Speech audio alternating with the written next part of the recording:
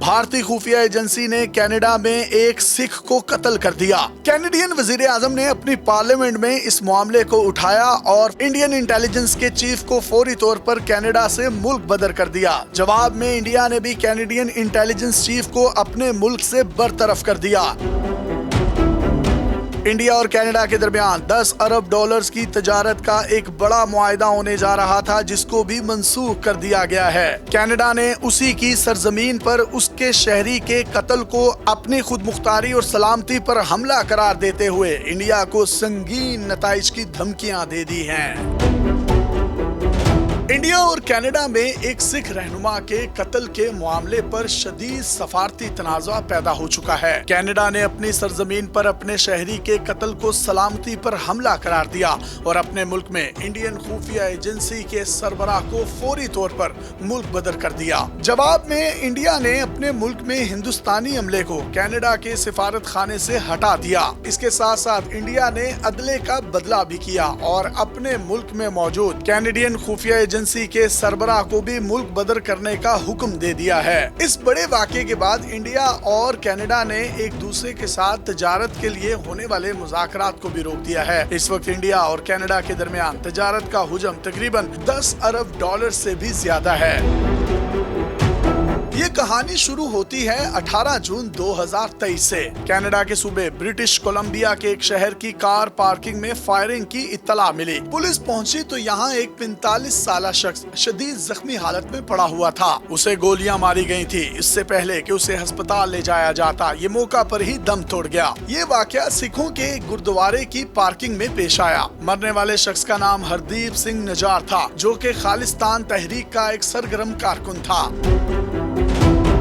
Canadian वजीर आजम ने अपनी पार्लियामेंट में खड़े होकर कहा कि निजार के कत्ल में इंडिया की खुफिया एजेंसी रॉ मुलविस है। निजार को इंडियन हुकूमत के एजेंट्स ने ही कत्ल किया। गुज़िश्ता कई हफ्तों से कैनेडियन एजेंसियां इस बात की तहकीकात कर रही थी। उन्होंने भारत में होने वाली G20 इजलास के दौरान नरेंद्र मोदी के सामने भी ये मामला उठाया था। इसके अलावा कनाडा के वजीर आजम का गुस्सा यहाँ भी कम ना हुआ तो उन्होंने अमरीकी सदर जो बाइडन से भी इस मामले पर बात की। चंद दिनों में अक़वाम मुत्तहिदा की जनरल असेंबली का इजलास शुरू होने वाला है। इसमें सारी दुनिया की हुकूमतों के सरबराह या आला वफूद शरीक होंगे।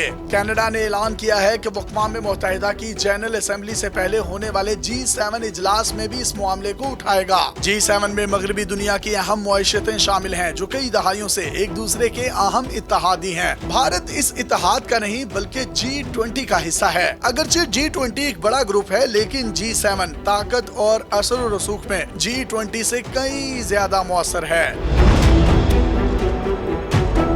ये एक जिंदा कौम की मिसाल है। कनाडा में एक शहरी का कत्ल हुआ तो उसने इस मामले को आलमी तौर पर इस तरह उठाया जिस तरह उठाने का हक था। दूसरी तरफ अगर पाकिस्तान की बात करें तो 2011 आपको याद ही होगा। इस वक्त अमेरिका के हेलीकॉप्टर्स ने हमला करके हमारी 2 चेक पोस्टें तबाह कर दी थी। इसमें पाक फौज के 26 जवान शहीद हुए। ये एक जंगी जुर्म था, लेकिन हमने इस पर बहैसियत कौम क्या किया? पाकिस्तान की कोशिश थी कि उस वक्त के अमेरिकी सदर बराक ओबामा खुद माफी मांगे, लेकिन उन्होंने ऐसा नहीं किया। हमारे 26 जवानों की शहादत के 6 महीने बाद अमरीकी वजीर खजाना हिलरी क्लिंटन ने हल्की सी सॉरी की। इसी तरह रेमन डेविस ने हमारे शहरियों को दिन दिहाड़े कत्ल किया। हमने पूरे प्रोटोकॉल के साथ उसे अमरीका वापस पहुंचा दिया। बस यही एक फर्क है जो कि जिंदा कौमों और मुफादात रखने वाली कौमों के दरमियान एक वाज़ेह फर्क की लकीर खींचता है। कनाडा ने अपने सिख रहनुमा के कत्ल पर सिर्फ अमरीकी सदर जो बाइडन से बात नहीं की, बल्कि ये मामला बरतानिया और ऑस्ट्रेलिया के सामने भी उठाया है। बरतानिया और ऑस्ट्रेलिया ने भी सिख रहनुमा के कत्ल पर तशवीश का इजहार किया है। अमेरिका की कोशिश है कि ये तनाज़ा इस हद तक खराब ना हो जाए कि दोनों मुल्कों के दरमियान मामलात इतने संगीन हो जाएं कि जिससे अमेरिका और इंडिया के मुफादात को भी नुकसान पहुंचे। इंडिया के इस रवैये के बाद अमेरिकी सदर जो बाइडन भी इस सोच में है कि उसने किस घोड़े पर इतने ज्यादा पैसे और इतनी ज्यादा इन्वेस्टमेंट कर दी है। इसके क्या नताइज निकलेंगे? मुस्तकबिल करीब में इंडिया को क्या क्या नताइज भुगतना पड़ सकते हैं, इसका फैसला तो वक्त ही करेगा। अपने मेजबान यासिर शामी को पाकिस्तान के सबसे बड़े digital media network daily Pakistan से इजाजत दीजिए और देखते रहिए डेली पाकिस्तान। अल्लाह हाफिज।